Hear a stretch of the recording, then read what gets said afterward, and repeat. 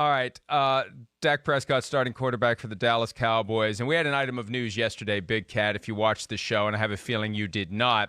We were talking about whether or not Dak Prescott would participate in the virtual offseason program that the Cowboys will have, given the fact that he's got a franchise tag that applies to him. He doesn't have a long-term contract. He wouldn't have shown up for the real offseason program if they had had one that began on April 6th. And during the program, I was able to report he's not going to take part in any of this stuff without his long-term contract. Stephen Jones, the COO of the Cowboys, addressed the situation on Tuesday on 105.3 The Fan in Dallas.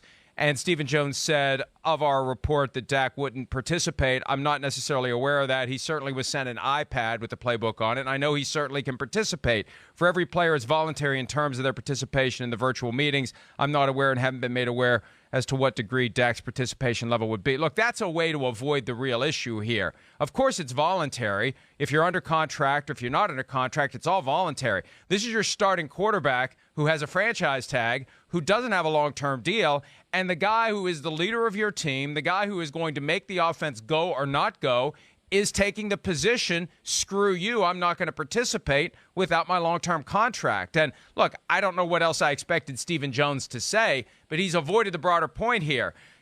Dak would be involved. He would volunteer to participate if he had a contract that he felt good about, and the Cowboys continue to drag their feet on that topic.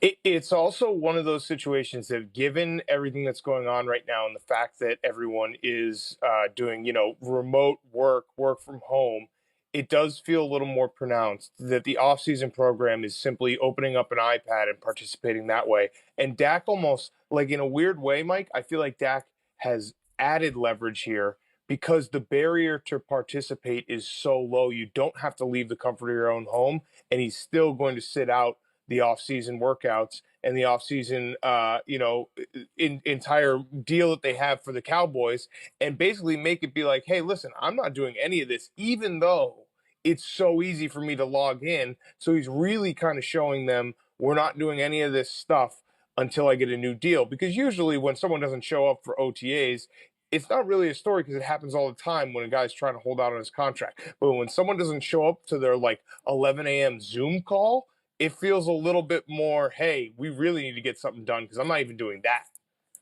You rarely have a starting quarterback who doesn't participate in OTAs. Even when Kirk Cousins was tagged consecutive years by Washington, he signed the tender and was there because from his perspective, and he's probably right, he needed all the work he could get.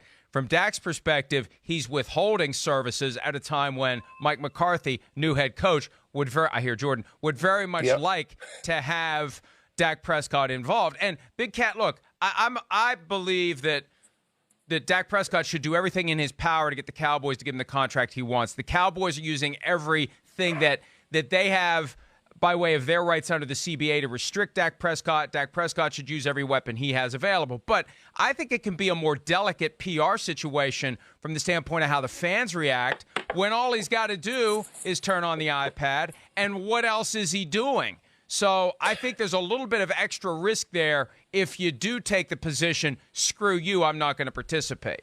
Yeah, I mean, I don't think any of these guys can make a decision based on what the fans are going to think, because from a fan's perspective, we always think, why aren't you showing up to OTAs? Why aren't you showing up to training camp? Come on, figure it out. It's millions of dollars.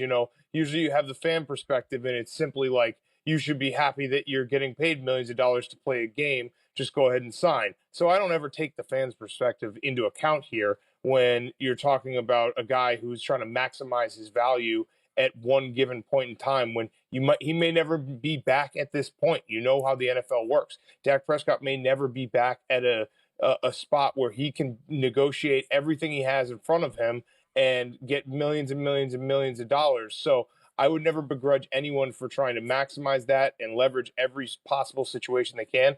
But again, like you said, and like I said, it definitely seems different when it's a virtual OTA versus one where you actually have to get in your car and drive to the facility. Hi, I'm Mike Tirico, and thanks for watching. Make sure to hit subscribe for the latest news and highlights from NBC Sports.